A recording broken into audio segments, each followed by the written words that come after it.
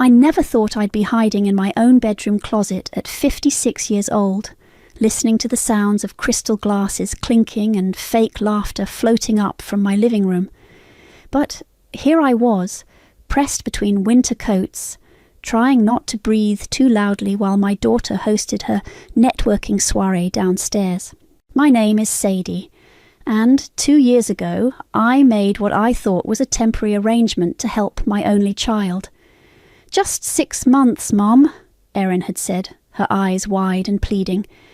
"Abel and I just need time to save for a down payment." I should have known better. I should have seen the signs. Earlier today, as I was arranging fresh flowers in the kitchen, my Sunday ritual for 25 years, Erin stormed in wearing that designer dress that probably cost more than my monthly pension. "Mom, about tonight's party." She twisted her wedding ring, something she does when she's about to say something particularly cruel. "Could you maybe not be around?" I set down my scissors. "Excuse me?" "It's just that Abel's boss is coming and some really important people from his firm." She wouldn't meet my eyes. "We need everything to be perfect. Perfect meaning without your mother." The words felt like glass in my throat. "Don't be dramatic. It's just, you tend to tell those stories about your teaching days and your clothes are a bit—" She gestured vaguely at my floral blouse. "Dated." From the living room I heard Abel's voice. "Honey, did you talk to her?" "Working on it," Erin called back before turning to me. "Maybe you could visit Tori tonight." "Tori's visiting her daughter in Seattle." I watched my daughter's face fall, knowing she'd have to find another solution to hide her embarrassing mother. "Well, could you just stay in your room then, please, for me?" The please wasn't really a please. It was a command dressed up in daughter's clothing. I nodded, not trusting myself to speak, and watched her click away in her ridiculous heels across my hardwood floors. Floors her father and I had installed ourselves 20 years ago.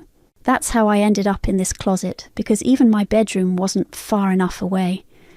I could hear them through the heating vent, crystal clear as if I was sitting right there.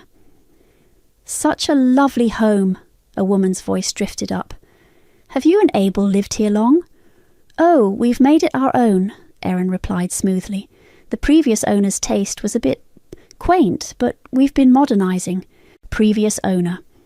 The words hit me like a physical blow. I pressed my hand against my mouth to keep from making a sound. "Speaking of modernising," Abel's voice now, "we're thinking of converting the upstairs into a proper master suite. That old bedroom up there is barely used anyway." My bedroom? They were talking about my bedroom. A text lit up my phone in the darkness. "You okay? Haven't heard from you all day." It was Tori, checking in from Seattle. I started typing, "Hiding in my closet while my daughter pretends I don't exist at her party." Then deleted it. Typed again, "All fine, call you tomorrow." More laughter floated up. Someone was praising Erin's vision for the house. Another voice commented on the charming garden I'd cultivated for 3 decades, and Erin smoothly took credit for that too. I closed my eyes, remembering the day we moved in. Mark had carried 4-year-old Erin on his shoulders while she squealed with delight. "Our forever home," he'd said, kissing my cheek. Now he was gone, and our daughter had somehow turned into someone I barely recognised. My phone buzzed again. A photo from Erin. "Mum, I can hear you moving around up there. Please be quiet. Everything's going perfectly." That's when something inside me snapped. Not with a bang or a scream, but with a quiet, cold clarity. I opened my laptop, still sitting in the closet, and typed, "Real estate agents near me." The first result was for Ellis Smith, specialising in quick sales and difficult situations. His reviews mentioned his skill at handling sensitive family matters with discretion. Perfect. I clicked Request Consultation and selected tomorrow's earliest available slot. Then I opened my banking app and looked at my account balance, healthy thanks to Mark's life insurance and my own careful saving. More than enough to start over. From downstairs, Erin's laugh tinkled up through the vent again, followed by Abel's smooth voice discussing their investment in the property. I smiled in the darkness of my closet, a smile that would have shocked my daughter if she could have seen it. Tomorrow I would start taking back what was mine, but tonight I would sit here in my own home, hidden away like an embarrassing secret, and let them enjoy their last party in my house. Because sometimes revenge doesn't need to be loud. Sometimes it just needs to be ruthlessly, perfectly planned. Ellis arrived exactly at 9 the next morning, while Erin and Abel were still sleeping off their party. His firm handshake and direct gaze told me I'd made the right choice. "Coffee?" I offered, leading him to the kitchen. "Black, please." He pulled out a tablet and started typing. "So, tell me what we're working with here." I explained the situation while brewing coffee, keeping my voice low. When I mentioned Erin and Abel living here rent-free for 2 years, his eyebrows shot up. "No formal rental agreement." "They're family," I said, the words tasting bitter. "Or so I thought." "Family can be complicated." He took a sip of coffee. "But legally this is straightforward. The house is solely in your name?" "Yes. My late husband and I paid it off 15 years ago." Ellis nodded, making notes. "Current market value, you're looking at around $850,000. Given the location and condition, we could list at $875,000 and still move it quickly." The number made my hands shake slightly as I set down my cup. "How quickly?" "I have a cash buyer looking in this neighbourhood. We could have an offer by the end of the week." Before I could respond, footsteps thundered down the stairs. Erin appeared in the doorway, wearing silk pyjamas and a scowl. "Mom, what's going on?" Her eyes darted between me and Ellis. "Good morning, sweetheart. This is Ellis, my realtor." The colour drained from her face. "You're what?" "I'm selling the house." "You're what?" She gripped the doorframe. "You can't be serious." "I'm very serious." I turned to Ellis. "When can we list?" "I can have the sign up today. Photos tomorrow." "No, no, no." Erin's voice rose to a pitch I remembered from her teenage tantrums. "You can't do this. We live here." "Correction, you've been staying here, and now it's time for you to leave." Abel appeared behind her, still in his robe. "What's all the shouting about?" "She's trying to sell our house." Erin's mascara from last night was smeared under her eyes. "Your house?" I stood up slowly. "Funny, I don't recall your name on the deed." "But we've been renovating." Abel stepped forward. "We've invested." "You painted 2 walls and bought new curtains," I cut in. "Without asking me, I might add." Ellis cleared his throat. "Perhaps I should give you all a moment." "No need," I said firmly. "We're done here. Please proceed with the listing." Erin's face contorted. "Mum, you're being ridiculous. Where are we supposed to go?" "Not my concern anymore." The words felt like freedom. "You'd throw your own daughter out on the street?" Tears now, right on cue. "You have 3 weeks to find an apartment." "That's generous, considering you haven't paid a dime in 2 years. Abel's face darkened. "We'll fight this." Ellis spoke up, his tone professional but firm. "I wouldn't advise that. Without a lease or any proof of financial contribution, you'd be wasting your time and money." I watched their faces as reality sank in. Erin's tears dried up remarkably quickly, replaced by cold fury. "I'm calling Grandma," she threatened. "Go ahead, I already did." I smiled, remembering that conversation. "She thinks it's about time I stood up for myself." 2 hours later, I stood in my front yard with Ellis, watching as he hammered the "for sale" sign into the lawn. Erin and Abel had stormed out, probably to plot their next move. My phone buzzed. Tori. "Is it done?" she asked when I answered.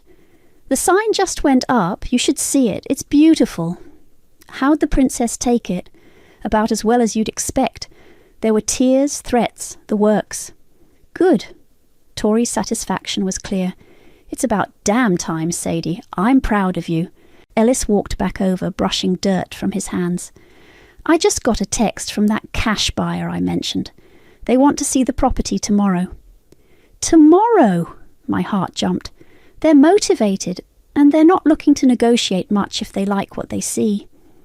I watched a car slow down as it passed, the driver clearly reading the sign. In the upstairs window I caught a glimpse of Erin's face, phone pressed to her ear, probably calling her friends to complain about her cruel mother. "Perfect," I said, turning back to Ellis. "The sooner the better." As I walked back inside, my phone dinged with a message from Erin. "You'll regret this. You're making a huge mistake." I deleted it without responding and opened my laptop to start browsing coastal condos. Something about ocean views and no extra bedrooms for entitled children to claim. Sometimes the biggest mistakes we make are the ones we take too long to correct. But I was correcting this one now, and the view ahead looked crystal clear. The attic had always been my secret sanctuary. While Erin and Abel were out networking at some overpriced restaurant, I climbed up there with a flashlight and started going through the boxes they'd stored without asking. What I found made my blood run cold. Credit card statements, dozens of them, all hidden in a box labelled winter decorations. I spread them across the dusty floor, my hands trembling as I did the math. The total was staggering. My phone buzzed. It was Tori's daughter, Kaya. "Mum said you needed legal advice. Can you come over? There's something you need to see." 20 minutes later, Kaya sat cross-legged beside me in the attic, examining the statements. Her legal training showed in the methodical way she arranged the papers. "This is interesting," she said, holding up a credit card bill. "Look at the name." I squinted at the paper. Abel Bowen and Elizabeth Bowen. Who's Elizabeth? That's what I'd like to know. Kaya pulled out her phone. "Give me a minute." While she made some calls, I dug deeper into the box. Hidden beneath the statements was a folder full of loan applications, all rejected. Each one listed my house as collateral. "Found something," Kaya announced. "Elizabeth Bowen is Abel's mother. She died 3 years ago, before they moved in here." "Exactly. And this credit card, it's still active." The implications hit me like a punch to the gut. They're using a dead woman's credit card. "Credit card fraud," Kaya nodded grimly. "Among other things, these loan applications, they forged your signature." A thud from downstairs made us both freeze. Voices drifted up. Erin and Abel were home early.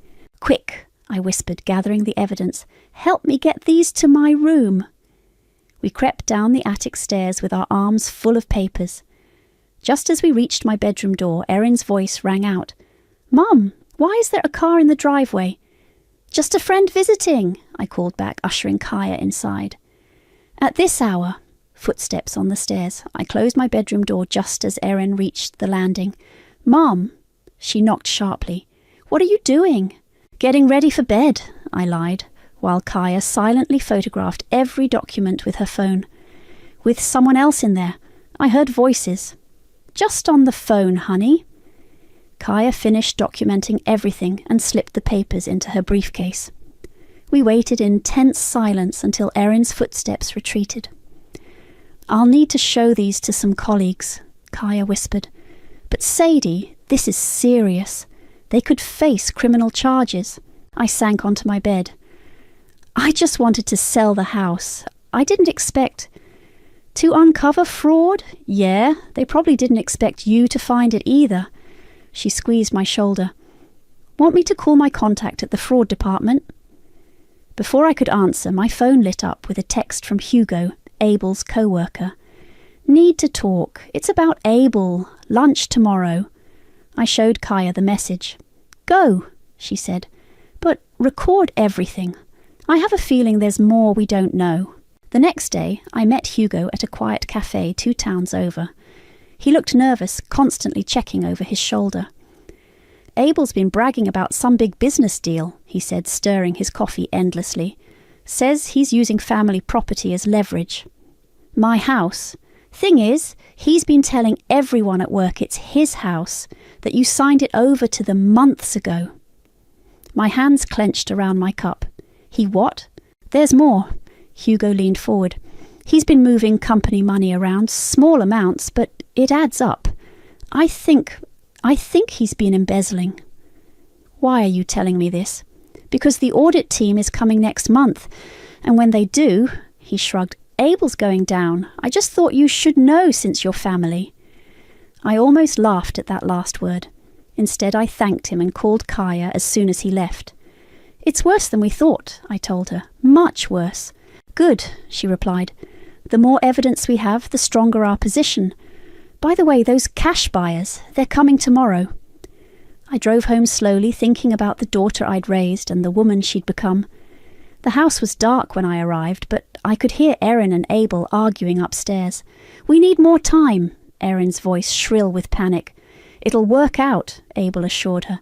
Trust me, I've got it under control. I smiled in the darkness of my kitchen, thinking of the documents in Kaya's briefcase and the buyers coming tomorrow. Control was a funny thing. The tighter you tried to grip it, the faster it slipped away. And tomorrow, their grip would finally break. The Instagram post appeared at 3 a.m., a tearful selfie of Erin, carefully staged in dim lighting. The caption read, "Sometimes the people who should love you the most hurt you the deepest. Toxic family, Faisit, pray for us." I scrolled through the comments over my morning coffee. Her friends were rallying, of course. Stay strong! Can't believe she'd do this to you. Parents can be so selfish. The doorbell rang. Ellis stood there with an elegant couple, the cash buyers. Mr. and Mrs. Patterson, he introduced them. They're very interested in the property. I led them inside just as Erin's book club members started arriving. She'd forgotten to cancel despite knowing about the showing. 6 women in designer yoga wear clustered in my living room, giving me cold stares. "Oh, Mom," Erin called out sweetly. "We're about to start our meeting. Maybe you could show these people around later." "Actually," Mrs. Patterson spoke up, "we're here to see the house, all of it." Erin's friend Kayla stepped forward. "We've been meeting here every Wednesday for months. You can't just—" "I can," I interrupted, "and I am. Ladies, you're welcome to reschedule at someone else's house." The look of mortification on Erin's face was worth every second of the past 2 years. Her perfectly curated image was cracking in front of her social circle. "Mom," she hissed, "you're embarrassing me." "No, honey, you're embarrassing yourself." I showed the Pattersons around while Erin's friends whispered and gathered their things. They loved the original hardwood floors, the garden views, the updated kitchen. Mrs. Patterson especially appreciated the built-in bookshelves Mark had installed. "Those will have to go," Erin cut in, appearing suddenly. "They're terribly outdated. Abel and I were planning to—" "You were planning?" I turned to her. "Interesting. Tell me more about your plans for the house you don't own." Silence fell. The Pattersons exchanged glances. "Perhaps we should continue this another time," Ellis suggested smoothly. "No need," Mrs. Patterson said. "We've seen enough. We'd like to make an offer." Erin's face went white. She grabbed her phone and stormed upstairs. Later that afternoon, my own phone buzzed with a text from Kayla. "Can we meet? Alone?" We met at a coffee shop downtown. Kayla looked nervous, nothing like her usual polished self. "Erin doesn't know I'm here," she started, "but there's something you should know." She pulled out her phone and showed me a group chat. Erin was orchestrating a social media campaign, complete with staged photos and sympathetic captions, all designed to paint me as an unstable mother having a midlife crisis. "She wants us all to share these stories," Kayla said. "Make it go viral, but—" She hesitated. I saw the credit card statements she left open on her laptop. "I know what they're doing." "Why are you telling me this?" "Because my mum did the same thing to my grandmother. Took advantage, manipulated, gaslighted. By the time my grandmother stood up for herself, she'd lost everything." Kayla's eyes met mine. "Don't let them win." Back home, I opened my laptop and created a simple blog post. Starting over at 56, A Mother's Journey to Self-Respect. I detailed everything, The gradual takeover of my home, the financial discoveries, the social manipulation. No accusations, just facts. My phone pinged with a message from Ellis. The Pattersons made an offer, full asking price, cash, close in 2 weeks. Another notification popped up. Erin had posted again. When someone shows you who they really are, believe them. Heartbroken, family trauma. I smiled and hit publish on my blog post, then shared it in a popular forum for parents of adult children. Within hours, it had hundreds of comments and shares. Don't let them gaslight you. Stand your ground. Selling the house is just the beginning. Get a lawyer. Erin must have seen it because she burst into my room without knocking. Take it down, she demanded. You're ruining everything. Like you tried to ruin me. I kept my voice calm. By the way, the Pattersons made an offer, full price. You can't. I can, and I did. 2 weeks, Erin. Start packing. She stood there, mascara running, looking like the little girl who used to crawl into my bed during thunderstorms. But that little girl was gone, replaced by someone I barely recognized. Dad would be ashamed of you, she spat. No, honey. I turned back to my laptop. Dad would be ashamed of what you've become. After she left, I added an update to my blog post. Sometimes loving your children means showing them that actions have consequences, even when it breaks your heart. The comments flooded in, a chorus of support from strangers who understood exactly what it meant to take back your life, one painful step at a time. You need to see this now. Kaya's voice crackled through my phone. I'm sending a car. Don't tell Erin where you're going. 20 minutes later, I sat in Kaya's office while she spread documents across her desk. The morning sun cast long shadows over papers that looked official and ominous. Remember those loan applications we found? She pointed to a highlighted section. They didn't just forge your signature once, they've been doing it systematically. What do you mean? They created a trust in your name, made themselves trustees. They've been using it to secure loans, credit lines, everything. She pushed her glasses up. They were planning to claim partial ownership of the house through some very creative legal manipulation. My hands started shaking. How much money are we talking about? Close to 200,000, all in your name. The room spun slightly. That's impossible. Someone would have noticed. They did. Kaya pulled out another document. The FBI's fraud division has been watching Abel for months. That's why your house sale spooked them so badly. It wasn't just about losing their free ride. It was about their whole scheme falling apart. A knock at the door made us both jump. It was Tori carrying a dusty box. Found these in my attic, she said, setting it down. Mark's old letters and papers. You asked me to keep them after he died, remember? I did remember. After Mark's death, I couldn't bear to look at them. Now Tori pulled out a sealed envelope with my name on it. It's dated 2 months before he passed, she said softly. My hands trembled as I opened it. My dearest Sadie, if you're reading this, I'm gone, and something's happened to make you doubt yourself. I've watched Erin changing these past few years. The entitlement, the manipulation. I see how she treats you, even if you don't want to admit it. Don't let her take advantage of your love. Don't let her guilt you into giving away your security. You've worked too hard for that. I'm leaving everything to you, not her, for a reason. Trust your instincts. They're better than mine ever were. All my love, Mark. There's more, Kaya said gently, giving me a moment to wipe my eyes. We found evidence that Abel's been embezzling from his firm, using the money to maintain their lifestyle, pay off some of those credit cards. The audit, I whispered, remembering Hugo's warning. Exactly. When that hits...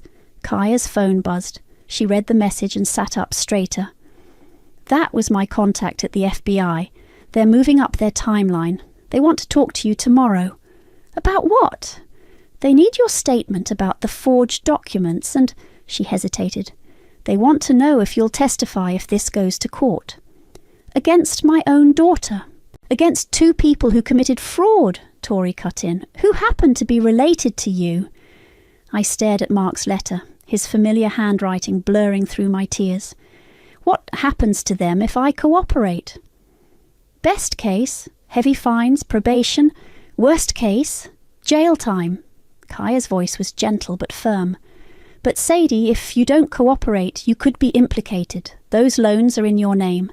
My phone lit up with a text from Erin. Mum, we need to talk. Abel's got a plan to fix everything. Please come home. Another message followed. We can work this out as a family. Just call off the sale. Please. They know something's coming, Kaya observed. They're getting desperate. I thought about all the times I'd given in to Erin's pleading, all the boundaries I'd let her cross. Mark had seen it coming. He'd tried to warn me. Set up the meeting, I told Kaya. I'll talk to the FBI. You're doing the right thing. Tori squeezed my hand. Am I? Because it feels like I'm betraying my child. No, Kaya said firmly. You're finally holding her accountable. There's a difference. As we gathered the documents, my phone buzzed again. A notification from my blog, hundreds of new comments, all from parents sharing similar stories. One caught my eye. The hardest part of parenting isn't the sleepless nights when they're babies. It's standing firm when they're adults making terrible choices. Stay strong. I tucked Mark's letter into my purse and stood up. I need to get home. They'll be wondering where I am. Be careful, Kaya warned. Don't let them know what's coming. I drove home slowly, rehearsing what I'd say when they inevitably cornered me. But the house was quiet when I arrived. On the kitchen counter I found a note in Erin's handwriting. Gone to dinner with Abel's boss. Very important meeting. Don't wait up. I smiled grimly, knowing their very important meeting wouldn't save them from what was coming tomorrow. Sometimes the kindest thing a parent can do is let their child face the consequences of their actions, even when it breaks both their hearts. The FBI agents arrived at 7 a.m. sharp, just as Erin and Abel were heading out for their morning coffee run. I watched through the window as their BMW pulled out of the driveway, neither of them noticing the unmarked car parked across the street. Mrs. Holland, the female agent showed her badge. I'm Agent Torres. This is Agent Murphy. Thank you for meeting with us. They set up recording equipment in the kitchen while Kaya arrived with her legal pad and professional armour. The questioning started simple enough. When did you first notice unauthorised use of your identity? 3 days ago, in the attic. I described finding the documents, watching Agent Murphy take detailed notes. Halfway through my statement, the front door slammed. Erin's voice rang out. Mom, why is there another car in the drive? She froze in the kitchen doorway, coffee cups tumbling from her hands. Abel crashed into her from behind. What's going on? His usual smooth confidence cracked. Mrs. Holland is giving us a statement, Agent Torres said calmly. Please, join us. A statement about what? Erin's voice went shrill. Mom, what are you doing? Perhaps you'd like to explain the trust documents we found. Kaya spread papers across the table. The ones with Mrs. Holland's forged signature. Abel's face went ash white. We need to call our lawyer. Excellent idea, Agent Murphy said. You'll need one. Mom! Erin's mascara was already running. How could you do this to us? To you? I stood up slowly. You forged my signature. You took out loans in my name. You tried to steal my house. We were going to pay it all back. Abel stepped forward. Once my business deal, the one funded by embezzled money, Agent Torres cut in, that business deal. The silence was deafening. Erin swayed slightly. I think I'm going to be sick, she whispered. Sit down, Agent Murphy gestured to the empty chairs. Both of you, we have a lot to discuss. What followed was 2 hours of revelations. The agents laid out everything, the credit card fraud, the forged documents, the embezzlement scheme. Abel tried to talk his way out of it until Agent Torres showed him the evidence from his own company's audit. Stop talking, his lawyer said when he finally arrived. Don't say another word. But Erin couldn't help herself. "It wasn't supposed to be like this," she sobbed. "We just needed a little help getting started. And then one thing led to another." "A little help?" I laughed bitterly. "You stole my identity. You tried to take my home." "Because you were going to waste it," she shot back. "Living here alone, doing nothing with your life. We had plans." "Mrs. Bowen," Agent Torres interrupted, "I suggest you follow your husband's lawyer's advice and stop talking." Ellis chose that moment to arrive with the final sale papers. He took in the scene, federal agents, crying daughter, stone-faced lawyer, without missing a beat. "Bad time?" he asked mildly. "Perfect time," I said, reaching for his folder. "Let's finish this." "You can't sell," Abel burst out. "The trust is fraudulent," Kaya completed. "Along with everything else you've done, Mrs. Holland has full legal right to sell her property."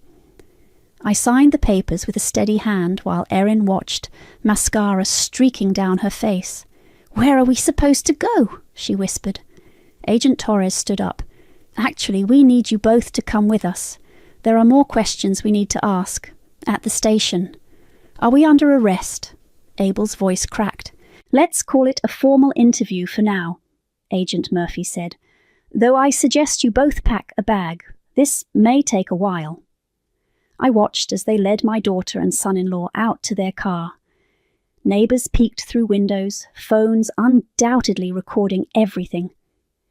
Erin turned back once. "Mom, please," she begged.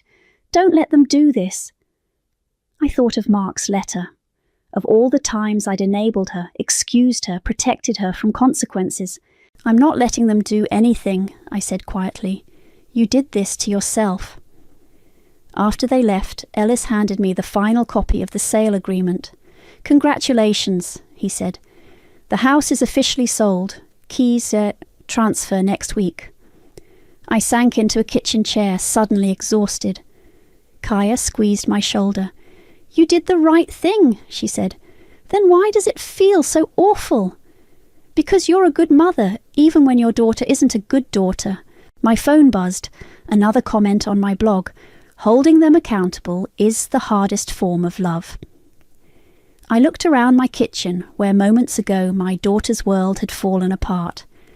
Tomorrow I'd start packing up 30 years of memories, but today I just sat there letting myself feel the weight of what tough love really means. Moving day arrived with a crisp autumn breeze. I stood at my bedroom window watching the moving truck pull up just as a police car escorted Erin and Abel to collect their belongings.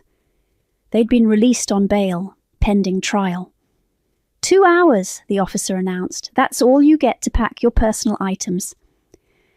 Erin walked into the house like a stranger, her designer clothes replaced by jeans and a plain sweater. Abel trailed behind her, looking anywhere but at me. "Your boxes are in your room," I said quietly. I packed what I could. "How generous!" Erin's voice dripped sarcasm. "Packing up our lives while you had us arrested." "You did that yourself," I turned to the officer. "I'll be in the garden if you need me." In the backyard, I dead-headed roses while listening to them move around upstairs. Tori arrived with coffee and muffins, settling into a patio chair. "How are you holding up?" Before I could answer, a crash came from above, followed by Erin's voice.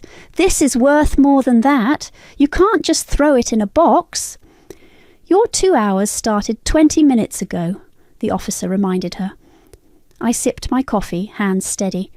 "I'm okay. Actually, I'm better than okay." "Good," Tori nodded at my phone. "Have you seen the news?" I had. Abel's company had gone public with the embezzlement scandal. Their social circle was imploding as friends chose sides. My blog had gone viral with women across the country sharing similar stories. More sounds of frantic packing filtered down. Abel appeared at the back door. "Sadie, please, can we talk?" "I think your lawyer advised against that. Look, I know we messed up, but..." "Messed up?" I stood, brushing dirt from my knees. "You committed fraud. You stole from your company. You tried to steal my house. That's not messing up, Abel. That's criminal." He flinched. From upstairs, Erin called out, "Abel, Help me with these bags." After they left, the moving crew arrived to pack up my things. 30 years of memories carefully wrapped and labelled. Ellis stopped by with the final paperwork. "The new owners are excited," he said, watching the movers work. "They're a young couple, just had twins." "Good," I smiled. "This house needs children's laughter again." "Speaking of which," he handed me an envelope. "Remember that rental property you asked about?" Inside was a lease agreement for a small house across town. The tenant's name made me pause. Maria Santos, the cleaning lady from the coffee shop. Ellis nodded. "Single mom, 3 kids. Been living in her car since their landlord sold their apartment building. You said you wanted to do something meaningful with some of the house money. Does she know?" "That you're her anonymous landlord." "No, just that the rent is affordable and she can move in next week." Tears pricked my eyes. "Thank you, Ellis." "Don't thank me. This was all you." He hesitated. "By the way, would you like to get dinner sometime? Once all this settles down." Before I could respond, a commotion erupted out front. Erin had returned. "You can't just throw us away!" she screamed from the driveway. "I'm your daughter!" The officer stepped forward, but I waved him off and walked out to meet her. "Yes, you are my daughter, which is why this hurts so much." I kept my voice calm. "But you're also an adult who made choices. Bad ones. Where are we supposed to go? Abel's parents won't take us in. All our friends are avoiding us." "Maybe start with the truth," I suggested. "Try taking responsibility instead of blaming everyone else." She stared at me, mascara running again. "I hate you." "No, you hate that I finally stopped enabling you." I turned to go back inside. "Goodbye, Erin." "Mom, wait." "Your 2 hours are up," the officer cut in. "Time to go." I watched from the doorway as they drove away, then turned to Ellis. "About that dinner, yes, but not tonight." "Take your time," he smiled. "I'm patient." Later that evening, after the movers left, I sat alone in my empty living room. My phone lit up with a message from Maria's daughter, a video of their family celebrating the news about the house, the children jumping with joy. I opened my blog and began typing. Today I watched my daughter drive away, knowing she might never forgive me for holding her accountable. But I also watched another mother's tears of joy at finding a safe home for her children. Sometimes the endings we fear become beginnings we never expected. The post went live just as the sun set through my windows one last time. Tomorrow I'd hand over the keys and drive to my new condo by the ocean. But tonight I sat in the empty house that had seen so much love, pain, and, finally, justice. Sometimes letting go is the strongest way to hold on to yourself. The ocean breeze carried the scent of salt through my open balcony doors as I finished unpacking the last box. My phone buzzed with a news alert. Local executive pleads guilty in embezzlement case. I clicked the link. Abel had taken a plea deal, agreeing to testify against his co-conspirators. Erin's trial was still pending. A knock at the door interrupted my reading. Ellis stood there with takeout bags. "Thought you might need dinner after all that unpacking." We ate on the balcony, watching waves crash against the shore. My blog notification pinged every few minutes. More comments, more shares, more women finding their voice. "Your story's helping people," Ellis observed. "It's helping me too." I showed him my phone. "Look at this message I got today." It was from Maria. A photo of her kids doing homework in their new living room with a simple caption. "Thank you for giving us a chance at stability. You turn pain into purpose," Ellis said. "That's rare." My phone rang, Kaya's number. "Turn on channel 7, she said without preamble. "Erin's giving a statement." I found the remote and clicked on the news. There was my daughter standing outside the courthouse, but something was different. Her usual polish was gone, replaced by a rawness I hadn't seen since she was young. "I've spent weeks blaming everyone else," she was saying. "My mother, the investigators, the system. But the truth is, I made choices, terrible choices. I betrayed the person who gave me everything, and I have to live with that. Ellis squeezed my hand as we watched. My mother taught me about consequences, Erin continued, her voice breaking. I just never thought I'd be one of them. To anyone out there thinking of taking advantage of someone's love, don't. The price is too high. I turned off the TV, hands shaking slightly. Are you okay? Ellis asked. Before I could answer, another knock came. This time it was Tori, holding a bottle of wine and a familiar box. Found more of Mark's papers, she said. There's something you need to see. Inside was a journal entry dated just weeks before his death. Watched Sadie with Erin today. Our girl's changed, become someone I don't recognise. But Sadie, she's stronger than she knows. When the time comes, she'll do what needs to be done. I just hope she remembers that protecting someone sometimes means letting them fall. He knew, I whispered. He knew this would happen. Of course he did.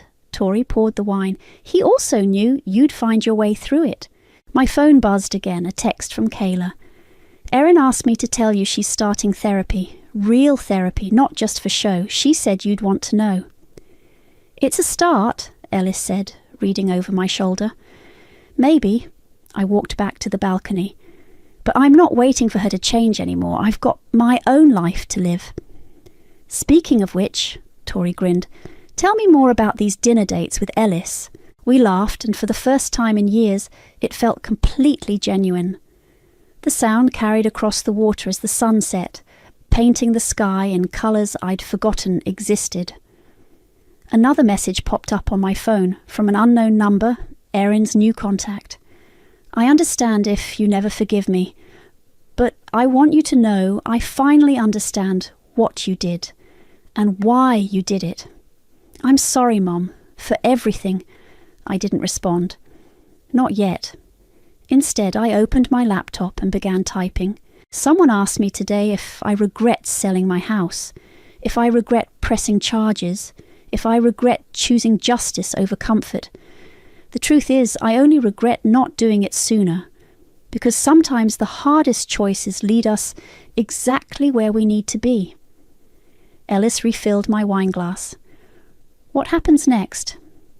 I don't know, I smiled. And for once, that feels perfect. Tori raised her glass. To new beginnings. To consequences, I added. To the view ahead, Ellis finished. We clinked glasses as the last light faded from the sky. Below my balcony, waves continued their eternal dance with the shore, advancing, retreating, finding their own rhythm, like me, like life. My phone lit up one last time. A comment on my latest blog post. Your story gave me the courage to stop enabling my son. Yesterday, I finally said no. Today, I'm breathing easier. Thank you for showing us that love doesn't mean letting someone drown you. I closed my laptop and turned toward the people who had helped me find my strength. Tomorrow would bring what it brought, but tonight, in this moment, I was exactly where I needed to be, free.